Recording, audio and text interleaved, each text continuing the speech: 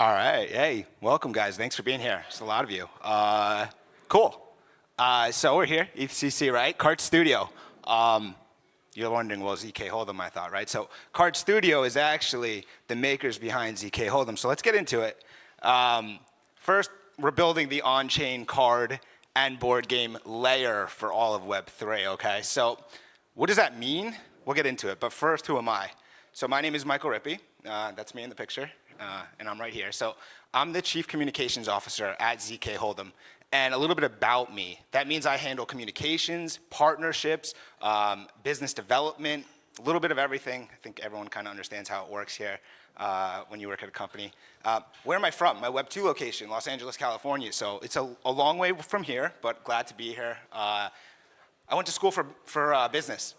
Syracuse University, if anyone's familiar. Wonderful school, learned a lot in business and also communications, one of the best communication schools in the world. What have I done in my past that makes me qualified, or at least I think I'm qualified to be here right now? I was a gaming ambassador actually for Oculus prior to even Facebook buying them, or Meta these days. I also was a portfolio associate on Wall Street at Neuberger Berman. And then further, I did global communications at Lexus. So I was in the auto industry for a while as well. And then I've been passionate about cryptocurrency, blockchain, before it was even titled Web3. For years, I had a company, Investorly, helping to empower people that didn't know about crypto to invest early in it. It was a lot easier then when there was like 4 cryptos and there wasn't much else to worry about. It's gotten more challenging, obviously. Lots of different areas like gaming. What am I? I'm a blockchain evangelist, a technology enthusiast, and I love poker. So it's a perfect kind of role, and I'm excited to talk to you guys today about what we're doing and why. So trying to innovate to kind of improve on the technology and then inspire to create some impact across the world. So zkholdem, right? We're at the intersection of gaming and the blockchain, which is super exciting. And so we are a ZK Snark-based Texas Hold'em game, and you can see a screenshot right there of the game. It is the first ever fully on-chain poker game. You hear a lot about poker on the blockchain, but it's really off the chain, brought onto the chain. zkholdem is completely on-chain, so obviously that is exciting and brings with it a whole set of challenges. So let's talk about kind of what we're doing. We got 3 major focuses today here: opportunity, the technology, and kind of the gaming studio that we are, because we actually are more than just zkholdem. But the opportunity, huge market for gaming. And using the innovation, we can get there. What's that market size look like? Well, right now, GameFi is less than 1 million people worldwide. Poker alone has 100 million users online, and then, for example, Magic the game, 40 million users worldwide. So huge opportunity, excited to tap into that market. But of course, there's a huge problem, right? And this is why we're trying to change that. When you type in online poker online anywhere, you come up with the word scam, rigged, cheating. There is no fairness. There isn't really trust. And the idea of God mode has been played out before. And just some quick screen grabs we can see. Of course, there was the scandals from Full Tilt Poker. There was Ultimate Bet. You can go on YouTube and see all of the different videos talking about, is online poker rigged? And more importantly, you can play yourself and wonder, am I getting a fair game? I always ask people if they play online, what's your feeling? Whether or not it's just because you're not that good or something, you always feel like somehow, some reason, someone knows your cards and it doesn't seem right. So we can kind of solve that, and we can do that by bringing the imperfect information games on chain, by using the fairness and trust and redefining an entire genre. And that's actually more than just, let's say, poker. We're talking about, obviously these are trading card games, but traditional strategy games, auto chess, social deduction games, and a lot more that we can do using ZKP. Speaking of ZKP, the technology, this leads into the innovation.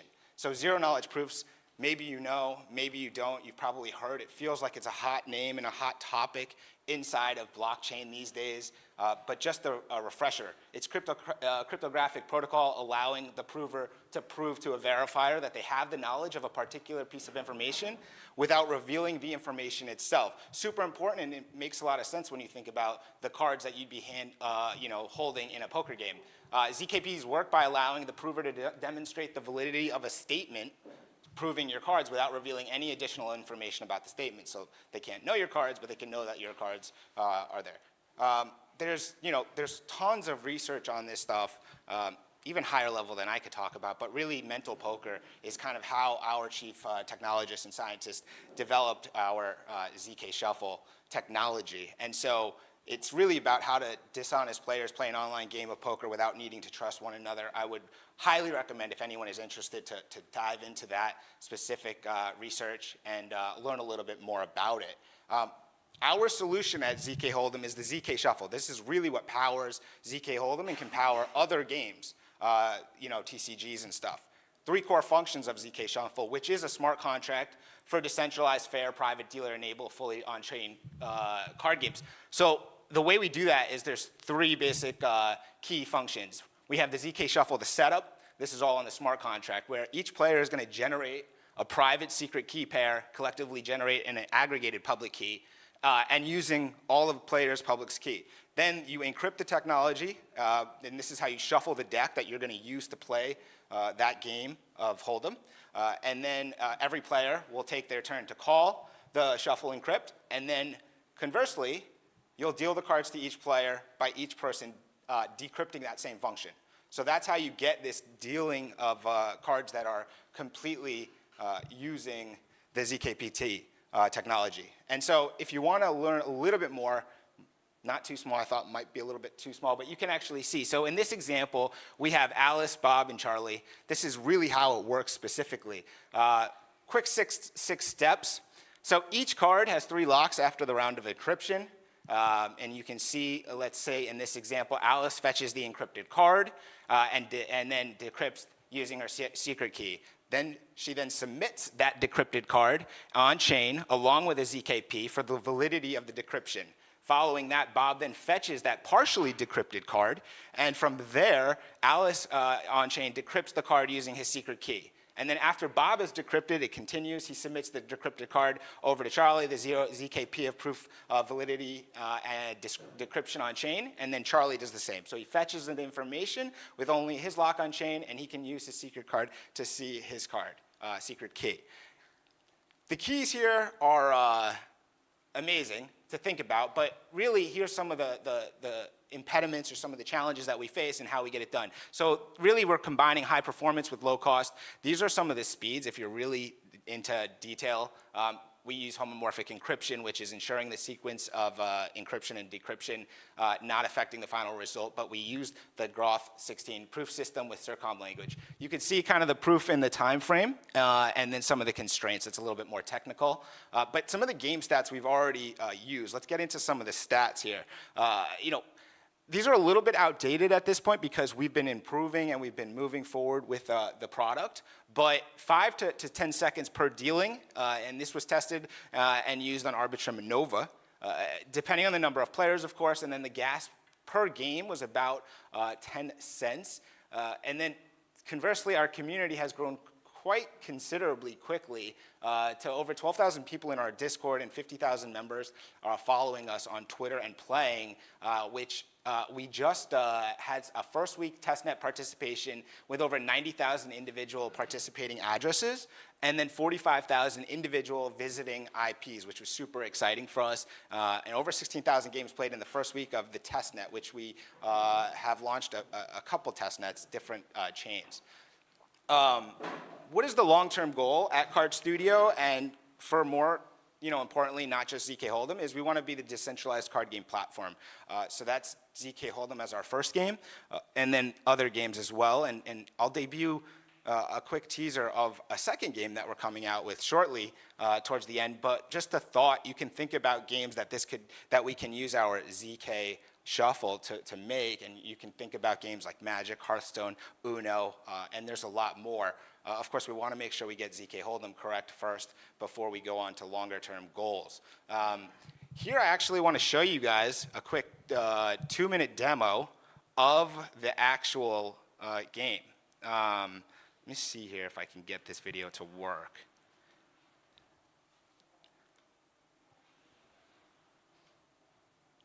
Hopefully. Okay. Perfect. So here, this is a demo of actually zkholdem. Now, if you are a holder of, let's say, an NFT project or one of our community partners, you can actually log in and create a specific room that's customized to, let's say, your NFT project, your DeFi protocol if you wanted a specific poker table. This is your base case zkholdem kind of table. So, no backgrounds, no PFPs, just simplistic model, but this is you've signed in, you're now at the table ready to play. You kind of can see the game. This is an early version, and here you can kind of see what is gonna happen here. This is gonna be a social chat while also watching your balances. Someone has joined the game, and the beauty, so you've bought your chips, you're in.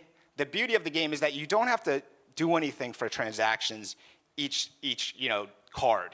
Once you're in the game, you have a hot wallet, ephemeral account we call it, which will have the ability to make your transactions process smoothly without you having to click anything. It will do it automatically. So here you can see, you can play, here we have a heads up example, and you can see this is working entirely like the way it works if you go to a centralized site at any point. Here, you're seeing that our user is, this is your cards, you've got a 7 and an 8, you're playing against person, you can see your pot, you can see how all of the functions are built into the game, and watching the flow onto the chain, the success, the pending, and you can see kind of either the quickness or how long it will take, your options as the cards are being dealt. So you obviously have your whole cards, and now you have the flop, and you get to choose, your raise, your fold, your call, all of the functions that you see in a standard centralized site right here. Now this is completely on the blockchain, which is what is exciting, right? Because you don't have to be concerned, can somebody else know my cards like we've seen in the past? Obviously, you've now hit an 8, so you have a pair. It's telling you, sure,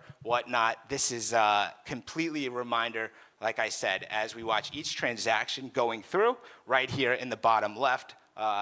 Really exciting to see that this is kind of our basic version too. So you can imagine if, let's say, you're an NFT holder, you're a protocol holder, and you wanted to have a community game, it's not just gonna look like you're not just playing poker, but you're gonna be playing poker on the blockchain, but also you could have your entire environment gaming-wise as the background. You can be using your PFP, some image that you'd like, you can load in, you can have the table customized in any version that you'd like.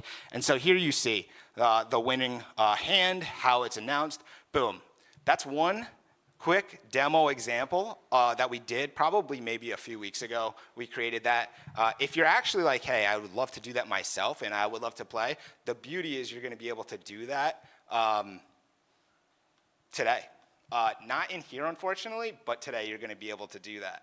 Let me see if I can get this to go back out. Give me 1 second to just make sure.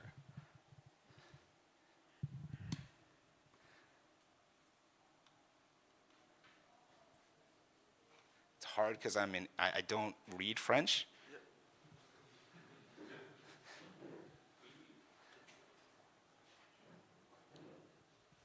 Oh, thank you. Okay.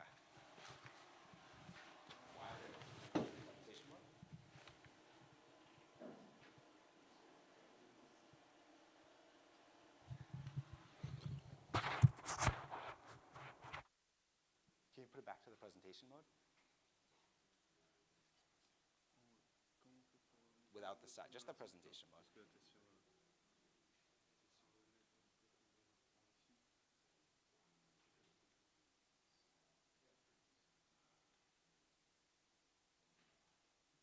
Yeah, perfect. Cool. So the gaming studio part, it's around the blockchain and the innovation. So we're here, but how did we get here? It's kind of important to kind of think about our timeline here. So let's look back. Well, just some of the milestones that we've hit.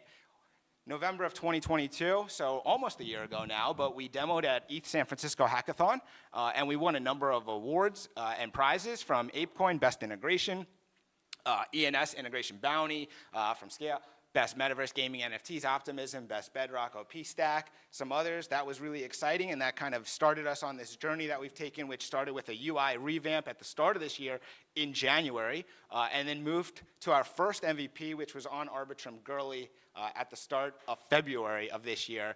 And we fast forward because we've been hard at work, the devs and the team, to launch on Linea testnet, which was just about a month ago now. Obviously, Linea is pretty popular these days, recently at least. And so we launched on there just about a month ago, and it was amazing because in those first 9 days, 25,000 games were played on their testnet, which has given us a lot of good testing feedback, a lot of good capabilities to understand what we need to improve on and iterate on, and continue to work to make the game not just playable but exciting, right? Because at the end of the day, we need to make your ability to play poker on the blockchain essentially the same as playing poker not on the blockchain, so that you don't even know you're on the blockchain, really, is the idea.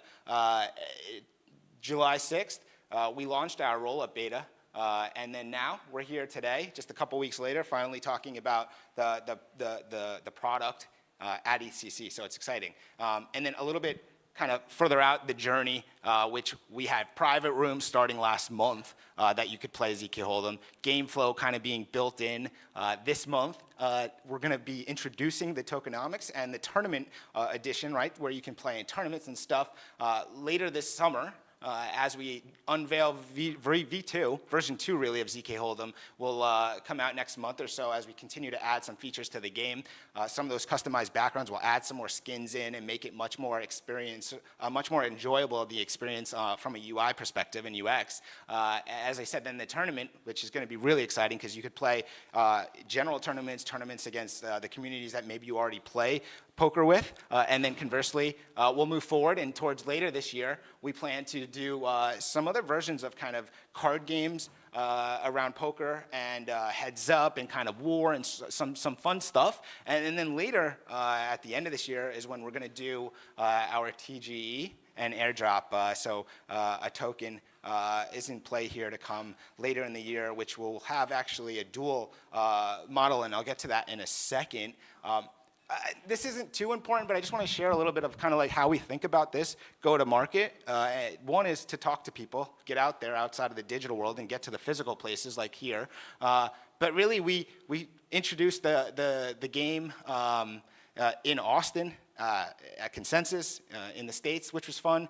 We're partnering with a ton of communities across the landscape, from DeFi projects that want to just have some branding or getting out their protocols, launching on a bunch of different test nets to get the experiences that we need to work on the game, and then at the same time hosting in real life poker tournaments so that people that are in real life can kind of learn about zkholdem. As you see, we got a little bit stuff left, some swag, got really some sweet cards that just kind of bring in people that maybe are not used to playing, online, but specifically not on the blockchain, but giving them another opportunity to get involved. And so we have some fun stuff coming as we continue to move forward.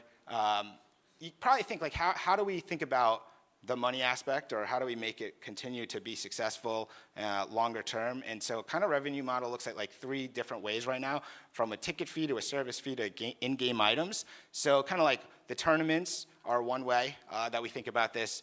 Royalties from community events in so much as the service fee. Obviously when you play poker, there's rakes and stuff. We don't plan to necessarily take that off the top. We want to get people in to use the game and experience it. And then in-game purchases, right? There can be vanity items that we could create that we can add into the game to make it more enjoyable as you're sitting at a table playing different hands.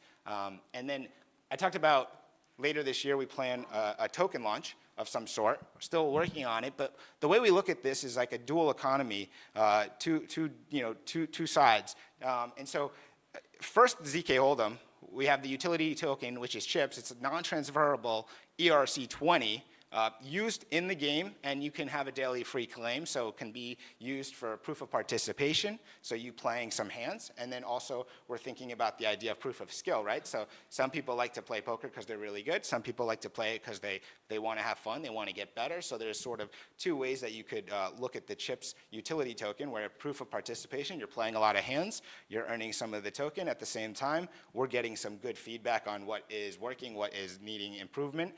And then larger side, think about the cards token, which is like an ecosystem token. As I said, Card Studio, an entire ecosystem with multiple games, multiple things going on. This is more of a governance token, an in-game currency, and a revenue sharing possibility. So this is one of the really exciting parts of what we're doing, specifically because everyone is here to hear about zkholdem and poker, but if you play poker online, you may be playing other games online, and you may be interested in playing other games online. So that's really a really fun thing.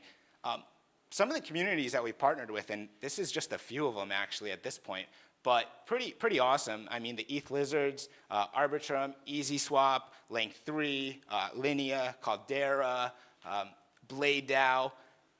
The key is that we're trying to be, we're kind of agnostic to communities. We want to be around all the communities, whether it's, as I have talked about, NFTs, DeFi, any community. We want to work to make it a more enjoyable experience to help kind of empower Web3 and the idea of the technology that you're using. Because one of the things I've learned in my experience, especially around communities and crypto and blockchain, is a lot of poker players. A lot of people like to play poker, whether it's inside of a project, having nightly games, weekly games, whether it's here at a physical conference. I know there's poker games going on. I've been invited to some myself.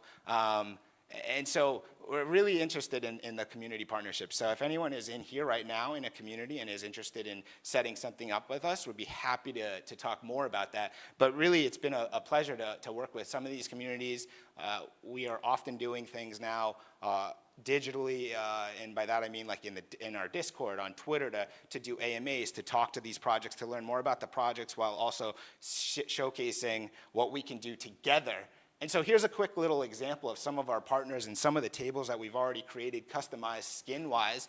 From the left, this is the Lucky Ducky community, and so this is kind of their environment. They've got, I guess, lily pads there.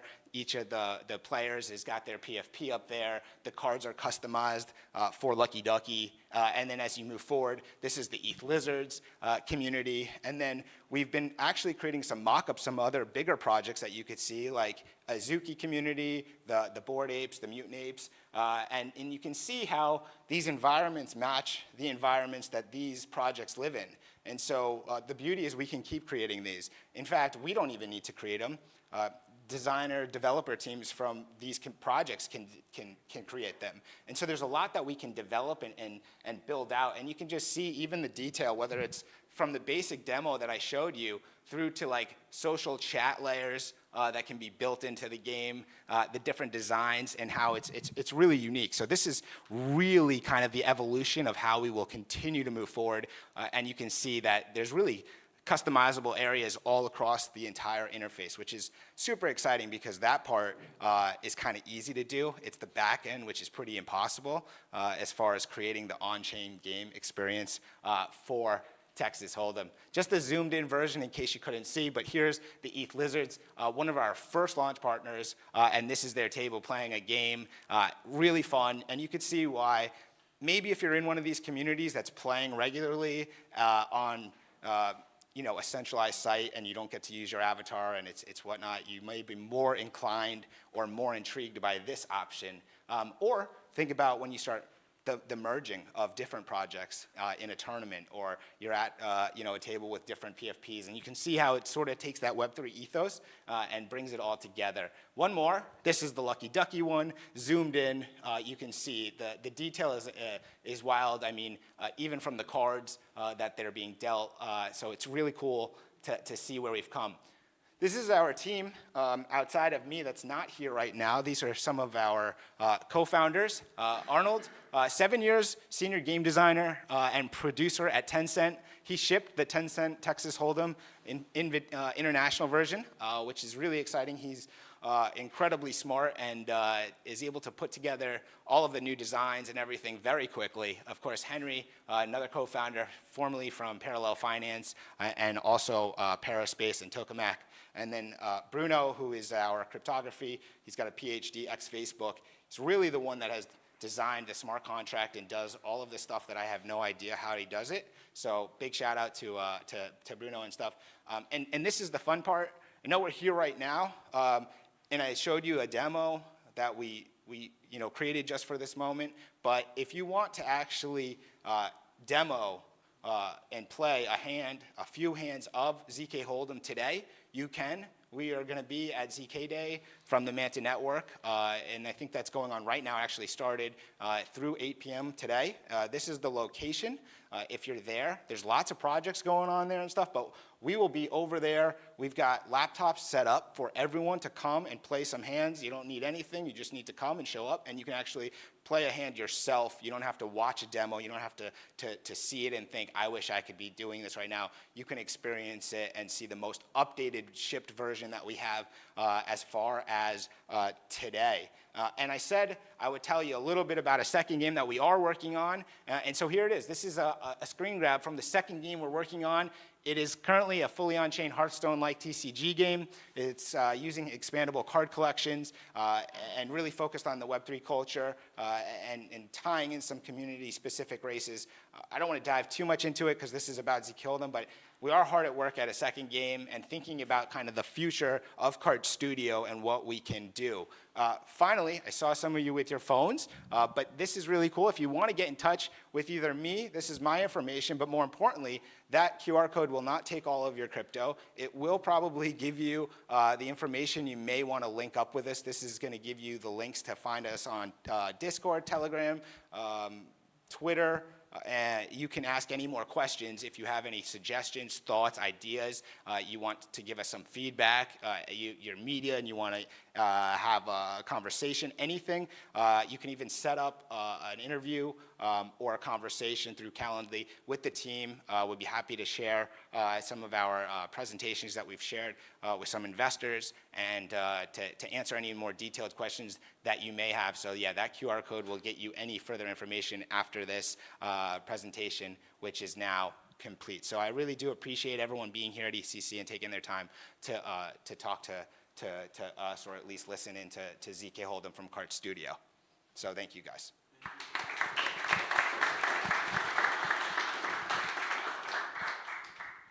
And then finally, if anyone wants, I've got a couple of shirts. I'm happy to give a few shirts away. Any questions?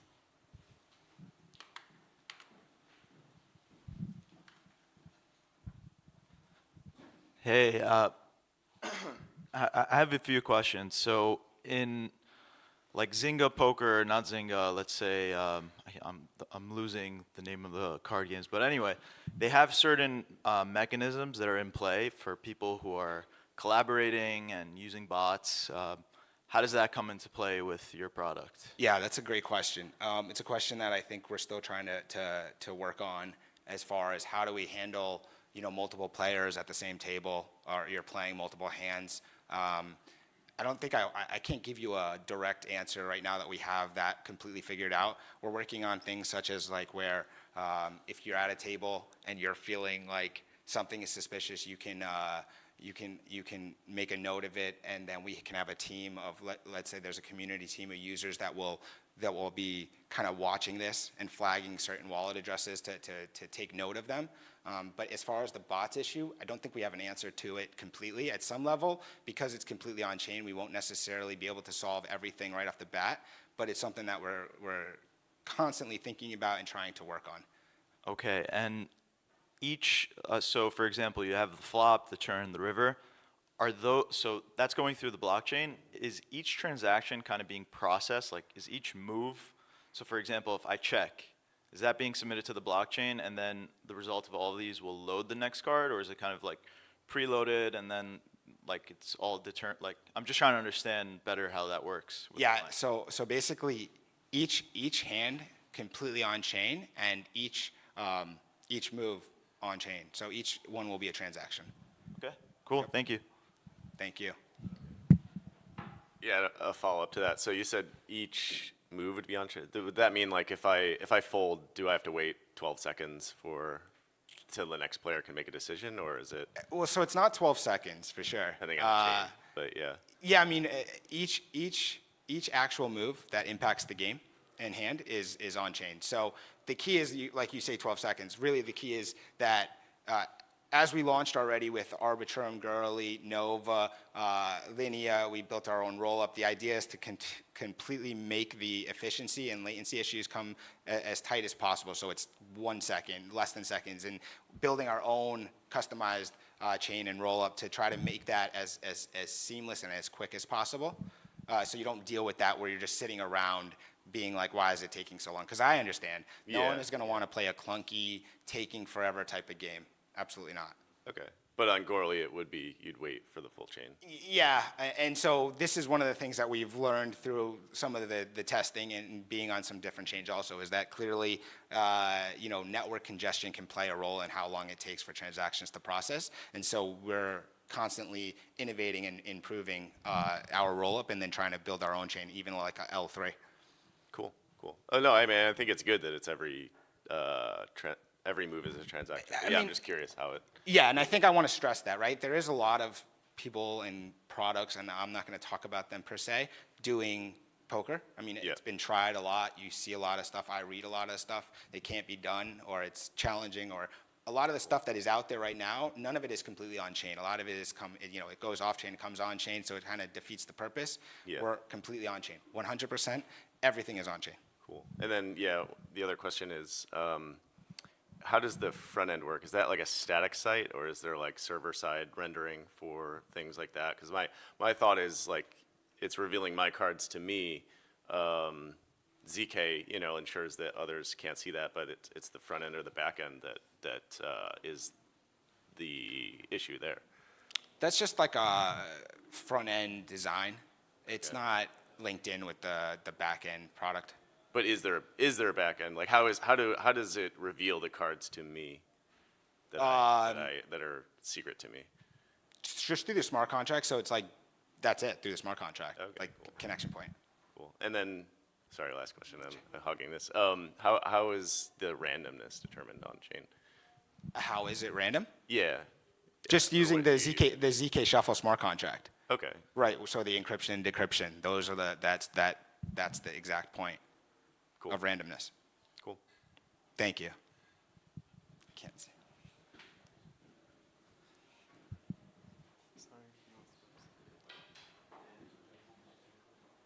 Hello, thank you.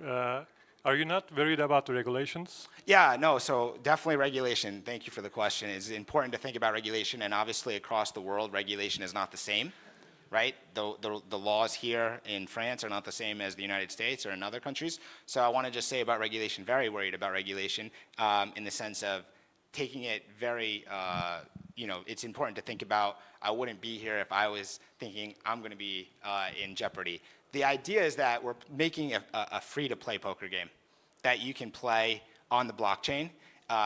If you want to do other things that, build on top of the platform layer, you can do that, but that would be sort of outside of the gaming experience, and so therefore we shouldn't, we've consulted with a number of lawyers and talked about this issue, and obviously it's continued to be something that we think about and how to go about it, and of course, the laws and the regulations change too, and they evolve. So currently, we're just a platform game layer, the same way someone would go and just play a free game on a mobile app from a centralized server. That's how we think about it. Yeah, I think the game is just as secure as the client will be. Like, obviously, the users will have to verify the ZK proofs that other players submitted. So if there's a buggy client, or an attacker client front end, then they cannot rely on the security of the blockchain. Do you plan to have an open source client, or to open the protocol that other people can build on top of it so that you can verify the security assumptions? Yeah, we plan to let everyone build on top of the protocol. Yeah, everyone will be able to see everything in GitHub and have a chance to build on top of it. Maybe a last question? I think we're good. Thank you very much. Thank you one more time, guys. And if anybody wants a few of these things, please let me know.